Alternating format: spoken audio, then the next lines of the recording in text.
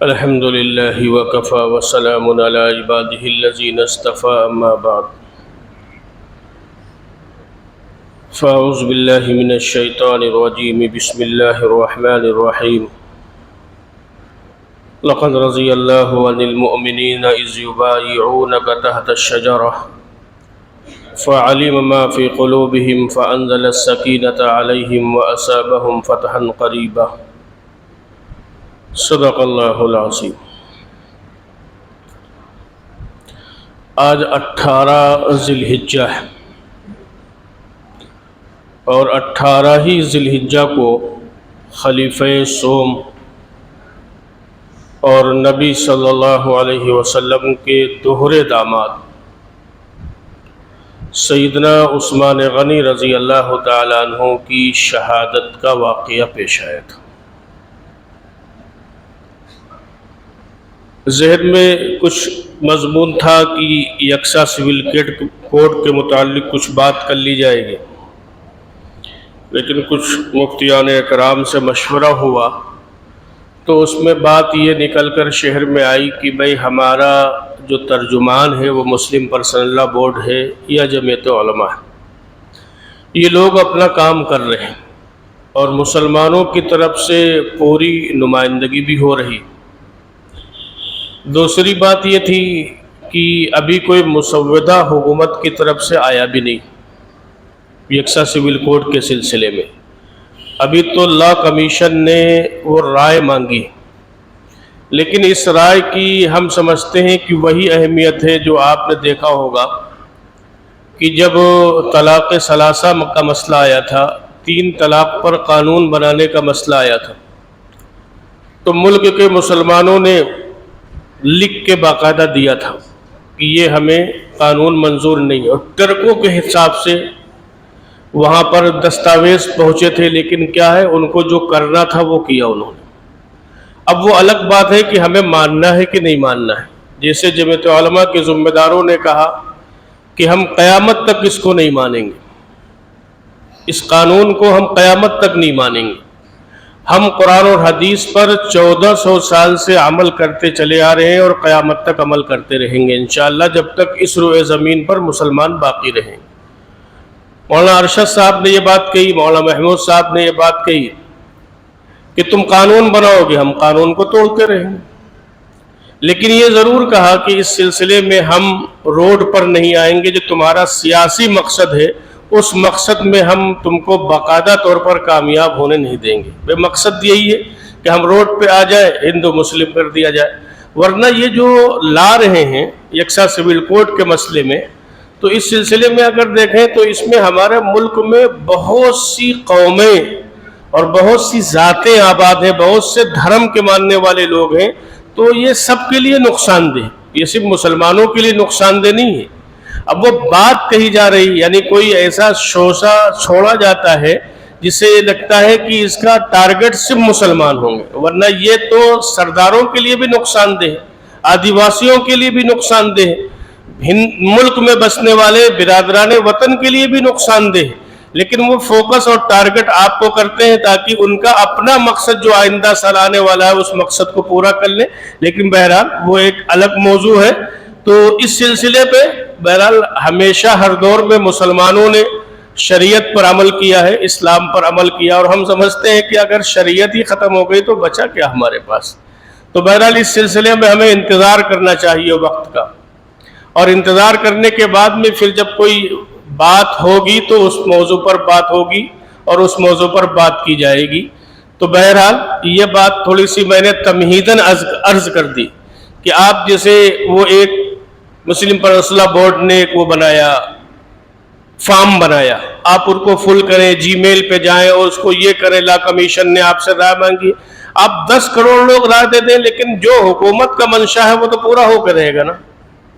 تو اس لیے وہ ہم سمجھتے ہیں کہ مسلمانوں کی طرف سے پورے ملک میں مسلم پرسنل اللہ کی جو رائے ہے وہی مسلمانوں کی رائے ہے۔ اب وہ رائے وہ دیں جن کو اس قانون کی حمایت کرنی، وہ رائے دیں کہ ہم شریعت کو نہیں مانیں گے، لیکن پورا ملک کا مسلمان تو شریعت کو مانتا چلا آ رہا ہے اور مانے گا۔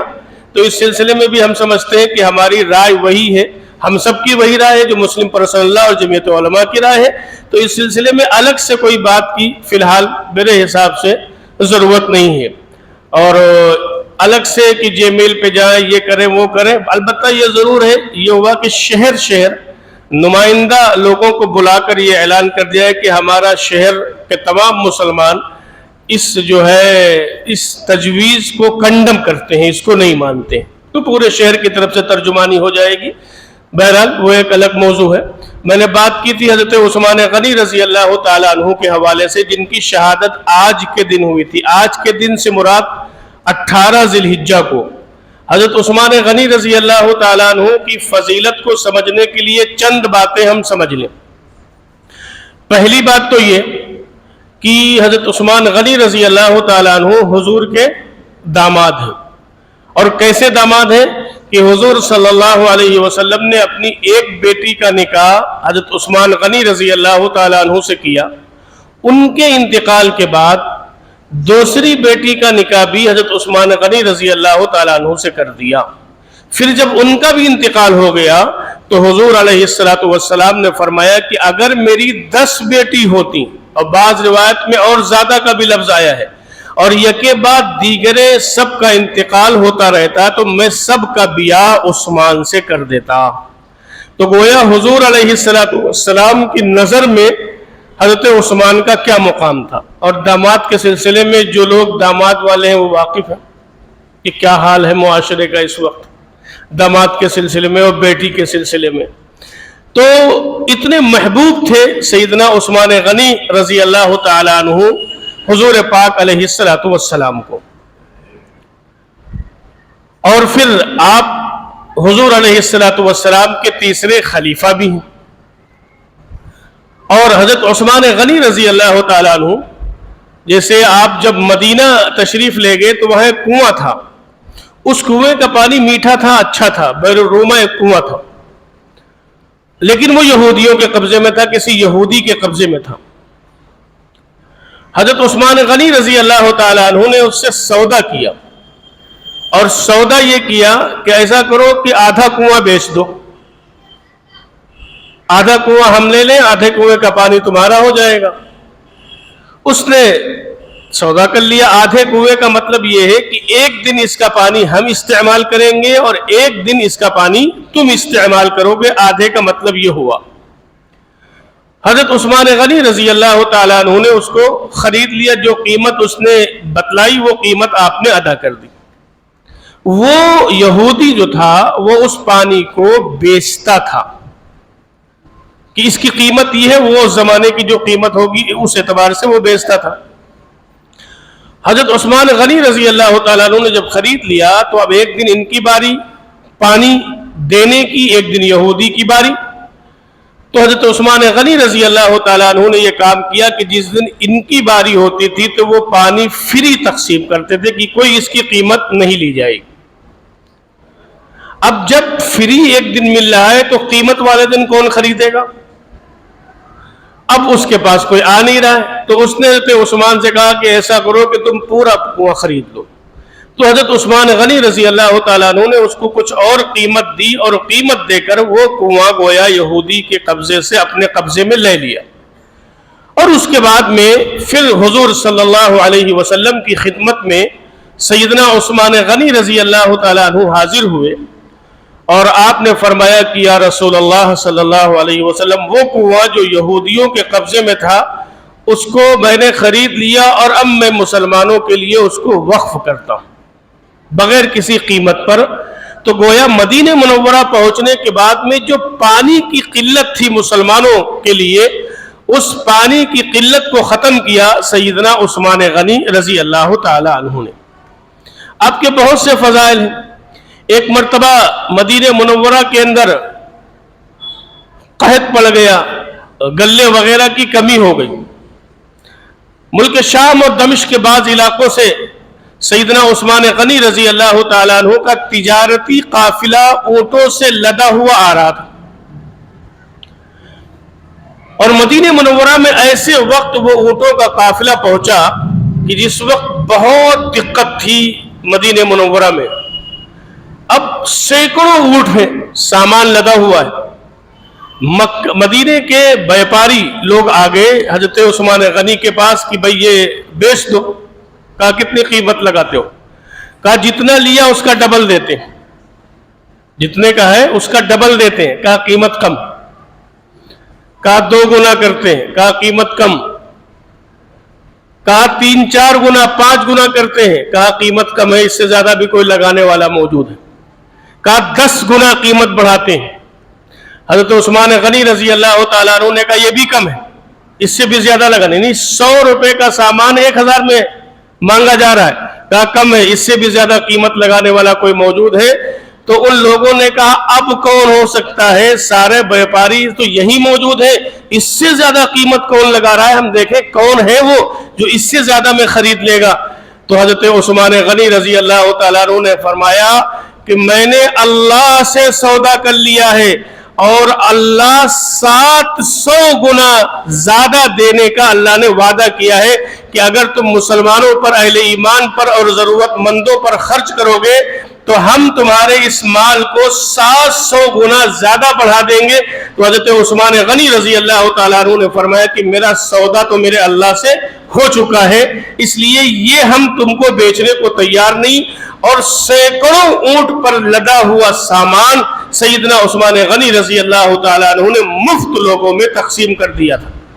इसीलिए हुजूर अलैहिस्सलातु वस्सलाम का फरमान आप गौर करें, आपने फरमाया असखी करीब मिन अल्लाह, कि सखी जो होता है वो अल्लाह के करीब होता है।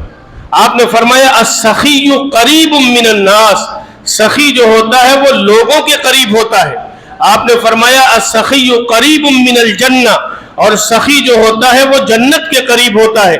और आपने फरमाया अस्सखी बईद मिनन नार, सखी जो होता है वो जहन्नम से दूर होता है। ये फजीलत बयान फरमाई इमामुल अंबिया सैयदना मुहम्मदुर रसूलुल्लाह सल्लल्लाहु अलैहि वसल्लम की सखी जन्नत के करीब होता है, सखी लोगों के करीब होता है, सखी अल्लाह के करीब होता है और सखी जहन्नम से दूर होता है। और सैयदना उस्मान गनी रजी अल्लाह तआला अन्हु के अंदर सखावत गोया भरी हुई थी, कूट कूट कर।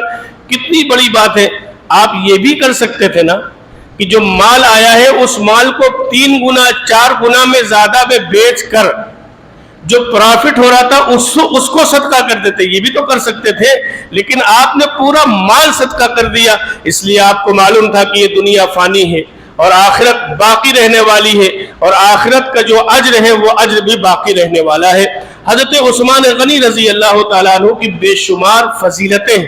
एक मौके पर ईद का मौका था, हजरत आयशा रजी अल्लाह तआला अन्हा ने हुजूर सल्लल्लाहु अलैहि वसल्लम से अर्ज किया कि कुछ पैसे दे दीजिए ताकि कुछ खाने पीने का इंतजाम कर ले, ईद का दिन है, मदीने के गरीब भी आएंगे, यतीम भी आएंगे, बेवाएं भी आएंगी, मसाकिन भी आएंगे, उनको भी खिलाएंगे, खुद भी खाएंगे।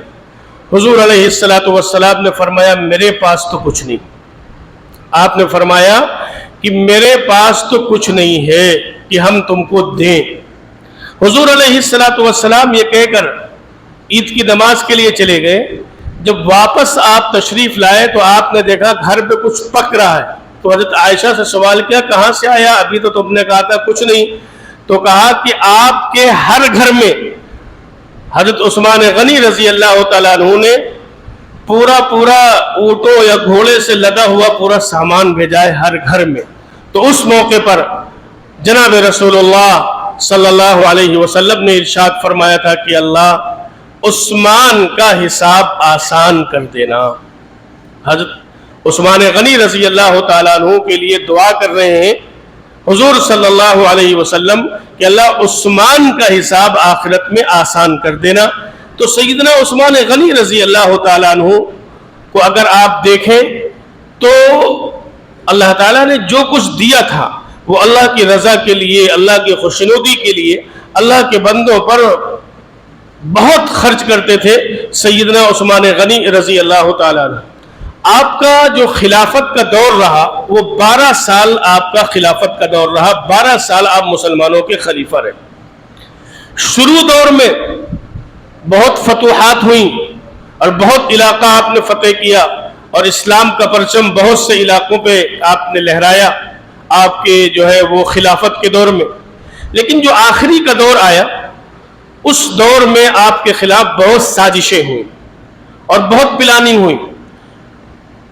سبائیوں کا نام آتا ہے کہ سبائیوں نے آپ کے خلاف منصوبہ بند پلان کیا اور منصوبہ بند پلاننگ کی سیدنا عثمان غنی رضی اللہ تعالیٰ عنہ کے لیے. اصل میں یہ جو سبائی تھے ان حضرات نے حضور کے وصال کے بعد دیکھو انتظار کیا. حضرت ابوبکر صدیق خلیفہ بنے، خاموش رہے. حضرت ابوبکر صدیق کے جو ہے وصال کے بعد میں سیدنا عثمان غنی رضی اللہ تعالیٰ عنہ کے خلیفہ بنے، اس وقت بھی یہ خاموش رہے. حضرت عثمان غنی رضی اللہ تعالیٰ عنہ کہ اصل حقدار جو خلافت کے ہیں وہ بنو ہاشم ہیں، اس لیے کہ حضور علیہ السلام بنو ہاشم میں سے تھے اور حضرت عثمان غنی رضی اللہ تعالیٰ عنہ یہ بنو امیہ میں سے تھے. یعنی وہ نسلی تعصب جو تھا، جو پہلے تھا، اس کو انہوں نے اجاگر کرنا شروع کیا. جیسے وقت نہیں ہے میں آپ کی وضاحت کرتا کہ حضرت عیسیٰ علیہ السلام کے دور میں ایک شخص تھا، صرف ایک شخص، جس نے حضرت عیسیٰ علیہ السلام کا جو وہ مشن تھا اس مشن کی مخالفت کی تھی اور پوری عیسائی مشینری کو اس نے بدل دیا تھا. یہی حال یہاں پر ہوا. حضرت عثمان غنی رضی اللہ تعالیٰ عنہ کا جب دور خلافت کچھ گزر گیا اور اس کے بعد میں پھر عبداللہ ابن سبا جیسے لوگ آئے اور ان لوگوں نے یہ کہنا کیا کہ اصل میں حقدار جو خلافت کے ہیں وہ علی ہے، اور گویا نعوذ باللہ ابو بکر بھی غاصب تھے، عمر بھی غاصب تھے، عثمان بھی غاصب ہیں. بلکہ اگر آپ شیعیت کی کتاب کا مطالعہ کریں تو آپ کو ان کتابوں کے اندر یہ بھی ملے گا کہ اصل میں علی خدا تھے، اصل میں علی خدا تھے. لیکن بہرحال مجھے اس موضوع کی طرف نہیں جانا. لیکن جب بات کا آپ کا دور آیا، حضرت عثمان غنی رضی اللہ تعالیٰ عنہ کا جب بات کا دور آیا تو اس دور میں پھر آپ کے خلاف پلان بنایا گیا، منظم سازش کی گئی اور منصوبہ بند پلان بنایا گیا، آپ کے خلاف مستقل پروپیگنڈا کیا گیا. اب صحابہ کرام چونکہ ذی الحجہ کا مہینہ تھا تو مدینہ منورہ میں بہت تھوڑے صحابہ تھے. جو کچھ تھے وہ حج پہ آئے ہوئے تھے، مکہ مکرمہ میں تھے. کچھ محاذ پر اسلامی فوج میں جنگ کر رہے تھے، کچھ الگ، کچھ دمشق میں تھے، کچھ کہیں صحابہ تھے. تو جو لوگ مدینہ منورہ کے اندر موجود تھے ان حضرات نے حضرت عثمان غنی رضی اللہ تعالیٰ عنہ سے کہا کہ اگر آپ اجازت دیں تو ان سے مقابلہ کیا جائے، اگر آپ کہیں سے ان سے لڑا جائے. حضرت امیر معاویہ کا خط آ رہا ہے کہ امیر المومنین آپ اجازت دیں تو ان سے ہم مقابلہ کریں. عبداللہ ابن زبیر اور دیگر لوگ کہہ رہے ہیں، طلحہ وغیرہ، کہ اگر آپ اجازت دیں تو ہم ان سے مقابلہ کریں. حضرت عثمان غنی رضی اللہ تعالیٰ عنہ خاموش، چونکہ حضور علیہ السلام نے سیدنا عثمان غنی رضی اللہ تعالیٰ عنہ سے یہ فرمایا تھا کہ تم کو ایک لباس پہنایا جائے گا، اس کو مت اتارنا. اس لباس سے کیا مراد تھا؟ اس لباس سے مراد یہ تھا کہ آپ کو خلافت کی ذمہ داری دی جائے گی تو اس خلافت کی ذمہ داری سے دستبردار نہ ہونا، یہ گویا پیشین گوئی کر دی تھی جناب رسول اللہ صلی اللہ علیہ وسلم نے. اب اس کے بعد میں بلوائیوں نے محاصرہ کیا. سب سے پہلا کام یہ کیا کہ مسجد نبوی میں آپ کو جانے سے روکا گیا. دوسرا کام انہوں نے یہ کیا کہ آپ کو آپ کے گھر کے اندر قید کر دیا گیا کہ اب آپ کے یہاں کوئی آدمی جا نہیں سکتا ہے، کوئی کھانا نہیں پہنچا سکتا، کوئی آپ کو پانی نہیں پہنچا سکتا. حضرت علی رضی اللہ تعالیٰ عنہ نے مسجد نبوی میں کھڑے ہو کر یہ خطبہ دیا کہ حضرت عثمان پر جو الزامات لگائے جا رہے ہیں وہ الزامات غلط ہیں، حضرت عثمان غنی رضی اللہ تعالیٰ عنہ ان سے بری ہیں. لیکن اب لوگ اس بات کی خواہش کر رہے ہیں، اس بات کا تقاضا کر رہے ہیں سیدنا عثمان غنی رضی اللہ تعالیٰ عنہ سے کہ آپ اجازت دیں. معاملہ کیا ہے؟ جب امیر المؤمنین موجود ہیں تو امیر المؤمنین کی اجازت کے بغیر جہاد نہیں ہو سکتا، امیر المؤمنین کی اجازت کے بغیر مقابلہ نہیں ہو سکتا. سیدنا عثمان غنی رضی اللہ تعالیٰ عنہ کیا کہتے تھے؟ آپ یہ کہتے تھے کہ ابھی یہ لوگ ہم کو قتل کی دھمکی دے رہے ہیں لیکن ہم کو قتل تو نہیں کیا ہے، تو جب قتل نہیں کیا ہے تو ہم ان کو تم کو مارنے کی اجازت کیسے دے دیں؟ حضرت عثمان غنی رضی اللہ تعالیٰ عنہ یہ بات لوگوں کے سامنے پیش کرتے تھے، اور آپ دوسری بات یہ کہتے تھے کہ میں نہیں چاہتا ہوں کہ میری وجہ سے مسلمانوں میں جنگ ہو، اور میری وجہ سے مدینہ منورہ جو بڑا متبرک بابرکت شہر ہے جہاں نبی صلی اللہ علیہ وسلم آرام فرما رہے ہیں، اس شہر میں میری وجہ سے خون بہایا جائے۔ سیدنا عثمان غنی رضی اللہ تعالیٰ عنہ نے کہا کہ میں اس کو پسند نہیں کرتا، اس لیے لوگ خاموش تھے۔ لیکن ان بلوائیوں نے سیدنا عثمان غنی رضی اللہ تعالیٰ عنہ کے گھر پر پیچھے سے حملہ کیا، چڑھے، اور پیچھے سے چڑھ جانے کے بعد میں پھر حملہ کیا اور حضرت عثمان غنی رضی اللہ تعالیٰ عنہ کے گھر میں اتر گئے، اور اس کے بعد میں آپ قرآن کی تلاوت کر رہے تھے، اور اس قرآن کی تلاوت کی حالت میں حضرت عثمان غنی رضی اللہ تعالیٰ عنہ کو شہید کیا گیا۔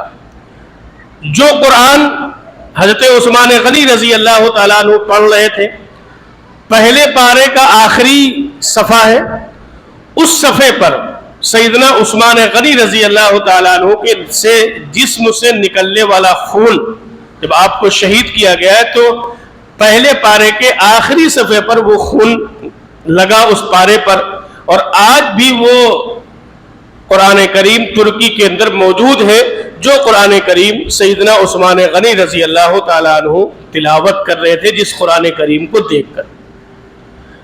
اور اگر یوں کہا جائے کہ حضرت عثمان غنی رضی اللہ تعالیٰ عنہ بہت مظلومانہ شہادت ہوئی ہے آپ کی، بہت بے دردی کے ساتھ اور بہت بے رحمی کے ساتھ سیدنا عثمان غنی رضی اللہ تعالیٰ عنہ کو شہید کیا گیا ہے، اور آپ کے دروازے پر حضرت علی رضی اللہ تعالیٰ عنہ نے حضرت حسن، حضرت حسین، حضرت عبداللہ اور دیگر لوگوں کو پہرے داری کے طور پر لگایا تھا کہ حضرت عثمان کے گھر پر پہرا دو تاکہ کوئی ان کے گھر میں یہ بلوائی داخل نہ ہو سکے۔ تو اگر میں یہ بات کہوں اس سے بڑھ کر کہ اگر شہادت حضرت حسین نے سیکھی ہے تو وہ حضرت عثمان سے سیکھی، کہ کس طریقے سے، کس دردناک طریقے سے حضرت عثمان غنی رضی اللہ تعالیٰ عنہ کو شہید کیا گیا ہے، اور شہید کرنے کے بعد بھی بلوائیوں نے باقاعدہ یہ کہا تھا کہ ہم ان کو دفنانے کی اجازت نہیں دیتے ہیں۔ کافی وقت گزر گیا، پھر امہات المؤمنین میں سے کسی نے کہا کہ اگر تم عثمان کو دفن کی اجازت نہیں دیتے ہو تو اب تم سے مقابلہ کیا جائے گا، اور اس کے بعد میں حضرت عثمان غنی رضی اللہ تعالیٰ عنہ کا جنازہ رات میں نکلا ہے، رات میں اٹھانے کی اجازت دی گئی ہے، اور اس کے بعد میں آپ کے جنازے پر بلوائی راستوں میں کھڑے تھے اور اس کے بعد میں پتھر برساتے رہے۔ اس طریقے سے سیدنا عثمان غنی رضی اللہ تعالیٰ عنہ کو جو ہے وہ آپ کی تدفین عمل میں آئی ہے۔ تو اس دردناک طریقے سے سیدنا عثمان غنی رضی اللہ تعالیٰ عنہ کی شہادت کا واقعہ پیش آیا اور آپ کو شہید کیا گیا۔ کیا سبق ملا؟ آپ نے دو باتیں ارشاد فرمائی۔ ایک بات تو آپ نے یہ فرمائی کہ ہم نہیں چاہتے ہیں کہ ہماری وجہ سے مسلمانوں میں آپس میں کوئی اختلاف ہو، ہم یہ نہیں چاہتے۔ اور دوسری بات آپ نے یہ بات فرمائی کہ ہم نہیں چاہتے ہیں کہ مدینہ منورہ کے اندر جو ہے وہ خون بہایا جائے اور آپس میں خونریزی ہو اور خون بہے۔ میری وجہ سے حضرت عثمان غنی رضی اللہ تعالیٰ عنہ نے یہ دونوں چیزوں کے بارے میں آپ نے بالکل واضح طور پر منع کر دیا تھا۔ تو بہرحال چونکہ آج 18 ذی الحجہ بھی ہے، حضرت عثمان غنی رضی اللہ تعالیٰ عنہ کی شہادت کی تاریخ بھی ہے، اور تو ہم بھی یہ عزم کریں حضرت عثمان غنی رضی اللہ تعالیٰ عنہ کی شہادت کے عظیم تاریخ سے کہ دین اسلام اور شریعت پر عمل کرتے ہوئے اگر اس جان کو اللہ کے حضور پیش کرنا ہو تو انشاءاللہ ہم پیش کریں گے، لیکن شریعت پر، اسلام پر، دین پر، مسلم پسند اللہ پر، قرآن پر اور حدیث پر انشاءاللہ عمل کرتے ہیں اور عمل کرتے رہیں گے۔ یہی پیغام ہے سیدنا عثمان غنی رضی اللہ تعالیٰ عنہ کی شہادت کا، اور یہی گویا جو ہے وہ مشن ہے اس وقت ہمارا ہونا چاہیے کہ دیکھو حضرت عثمان غنی رضی اللہ تعالیٰ عنہ کو حضور نے فرمایا تھا کہ جو لباس پہنایا گیا ہے اس کو مت اتارنا، تو اس لیے جو شریعت ہم کو ملی ہے اس شریعت پر ہمیں اور آپ کو عمل کرنا ہے۔ دوسری میں نے جو قرآن کی آیت پڑھی تھی، آج کل اصل میں بڑا آزاد ماحول ہے، آزاد خیال ہے، اور ہم لوگ جو ہے وہ دین جو سیکھ رہے ہیں وہ سوشل میڈیا سے سیکھ رہے ہیں، اور ہمارے جو ہے وہ جو بڑے عالم ہیں یوں کہا جائے، یوٹیوب ہے ہمارا بڑا عالم، اس سے ہم دین سیکھ رہے ہیں۔ تو جہاں آزادی کے اس دور میں بہت سی چیزوں میں آزادی ہوئی، وہاں آزادی کے دور میں اس دور میں صحابہ کے خلاف بھی ہماری زبانیں کھلنے لگیں۔ کوئی کہہ رہا ہے کہ میں حضرت معاویہ کے دور میں ہوتا تو تلوار نکال لیتا، کوئی کیا کہہ رہا ہے، کوئی کیا کہہ رہا ہے، کوئی یوٹیوب پہ آ رہا ہے حدیث پیش کر رہا ہے، اب اس حدیث کو سرچ کرو تو وہ غلط حدیث بیان کر رہا ہے۔ کوئی انجینئر صاحب بیچارے آگے جن کا کام تھا مکان بنانا، اور وہ بیچارے جو ہے وہ دین بنانے لگے۔ دین بنا رہے نا، دین تو بنایا اللہ نے، بتلایا پیغمبر نے، اور تکمیل کر دی اللہ نے جناب رسول اللہ صلی اللہ علیہ وسلم کے دور میں۔ وہ کہتے ہیں جیسے حضور کے 4 خلیفہ ویسے میرے 4 خلیفہ، جیسے حضور کے 10 عشرے مبشرہ ویسے میرے 10 عشرے مبشرہ۔ اب کچھ دن کے بعد کہتے ہیں کہ جیسے حضور کے 313 ویسے میرے 313۔ تو اس لیے چیزیں بہت زیادہ آ گئی، معلومات آ گئی بہت زیادہ، لیکن اس دور میں ہم سمجھتے ہیں کہ اہل علم کی اب زیادہ ضرورت پڑ گئی کہ یہ بات جو ہم کو بتلائی جا رہی ہے اہل علم سے معلوم کریں کہ ہم صحیح ہیں کہ نہیں صحیح ہیں۔ اچھا، اس دور کا سب سے اچھا طریقہ جانتے ہیں کیا آپ کے مشہور ہونے کا؟ سب سے اچھا طریقہ آپ کے مشہور ہونے کا یہ ہے کہ آپ علماء اکرام کو گالی بکنا شروع کر دیں۔ آپ علماء اکرام کو گالی بکنا شروع کر دیں، آپ بہت جلدی آپ کے فالوور بڑھ جائیں گے، اور لوگ کیا کہیں گے، دیکھو یہ عالم جو ہے نا یہ غلط بات بتاتے ہیں، حضور نے یہ کہا۔ اب بتلاؤ، نبی سے براہ راست صحابہ نے دین سیکھا نا، نبی سے براہ راست صحابہ نے دین سیکھا نا، تو اب صحابہ کی سمجھ زیادہ ہوگی یا اس دور کے کسی انجینئر کی سمجھ زیادہ ہوگی؟ اب وہ کہہ رہا ہے کہ ہماری سمجھ صحابہ سے زیادہ ہے، ہم نے دین کو صحابہ سے زیادہ سمجھا ہے۔ تو اب بتلاؤ یہ گمراہی کی بات ہو سکتی ہے کہ نہیں ہو سکتی؟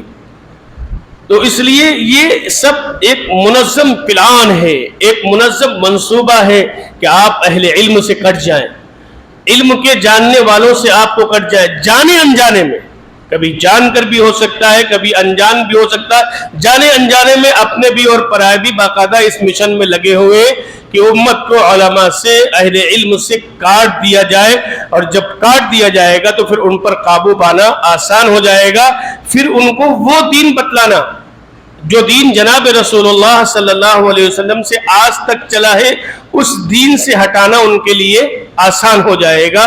تو اس لیے میرے دوستو، اس دور میں اس بات کی بھی سمجھنے کی ضرورت ہے کہ جو بھی یوٹیوب پہ آئے اب اس کے فالوور نہ بن جائیں، ہمیں اصل اتباع کرنی ہے جناب رسول اللہ صلی اللہ علیہ وسلم کی، اور حضور علیہ السلام دین لے کر آئے۔ اللہ نے فرمایا لقد کان لکم فی رسول اللہ اسوۃ حسنہ، کہ دیکھو رسول اللہ صلی اللہ علیہ وسلم کی زندگی تمہارے لیے اسوہ ہے اور تمہارے لیے نمونہ ہے۔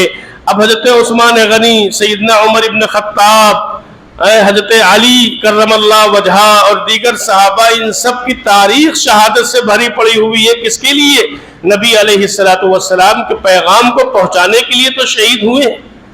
تو اس لیے میرے دوستو، اس دور میں اس چیز کو بھی سمجھنا ہے اور دین کو مضبوطی کے ساتھ تھامنا۔ اچھا یہ بتلاؤ، کسی نے ابھی نماز پڑھنے پر پابندی لگائی کیا؟ کوئی قانون ایسا آیا کہ آپ نماز نہیں پڑھیں گے؟ کوئی آ گیا قانون؟ کیا نہیں آیا نا۔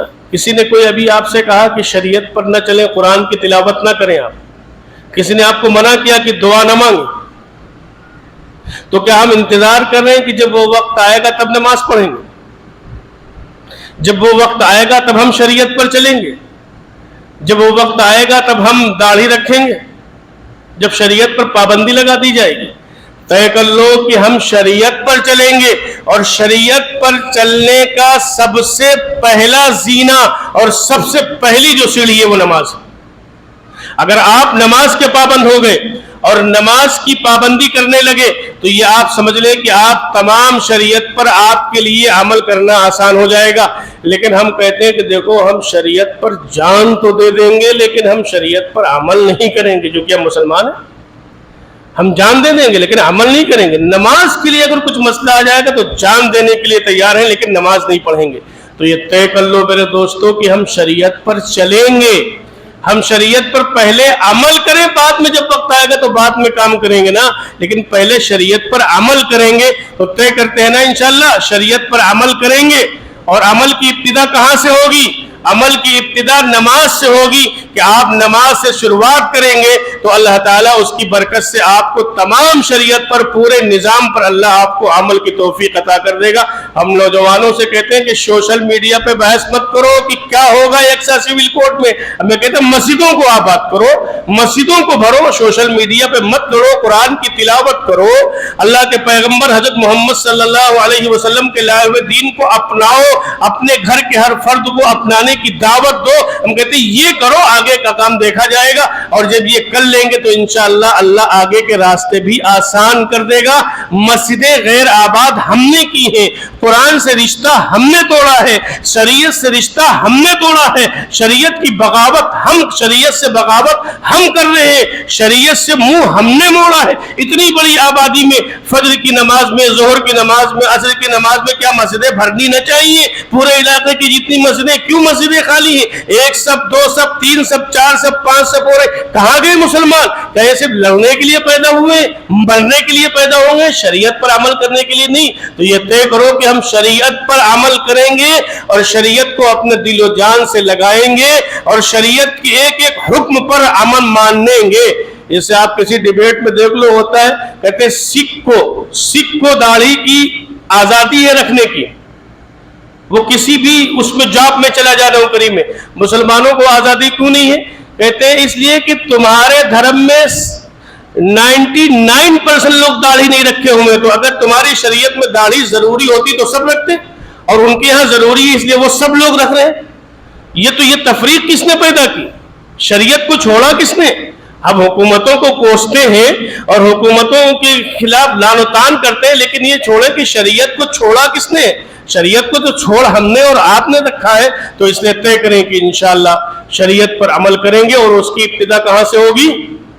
کہاں سے ہوگی؟ زور سے بولیں، نماز سے ہوگی انشاءاللہ۔ کرتے نا پوری زندگی کا عہد۔ اللہ اس گنہگار کو بھی اور آپ کو بھی عمل کی توفیق عطا فرمائے۔